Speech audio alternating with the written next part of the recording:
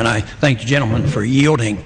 I rise today in opposition to this rule as well as the bill because of the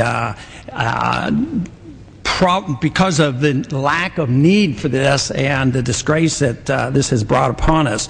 Yesterday, for instance, the Federal Reserve met and they came out and they announced that they would create new money to the tune of $1.25 trillion.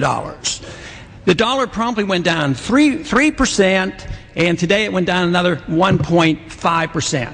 And today, we're going to come and, on emergency legislation, we're going to deal with $165 million of bonuses, which obviously shouldn't have never been given. But who's responsible for this? It's the Congress and the President who signed this. So this is a distraction. This is an outrage. So everybody can go home that voted for this bill and say, look, I am clamping down on this $165 million, but I don't care about the previous $5 trillion the Fed created and the $1.25 they created yesterday. Think of the loss in purchasing power in less than 24 hours.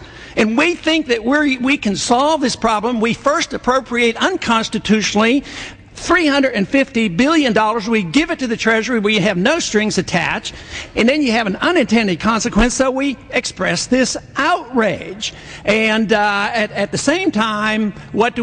We come along and we now propose that we pass a bill of attainder. So we do things unconstitutional. They have an unintended consequence. So what is our solution? To further undermine the Constitution. The line should be drawn in the sand. Let's quit appropriating funds in an unconstitutional manner. Let's quit bankrupting this country. Let's quit destroying our dollar.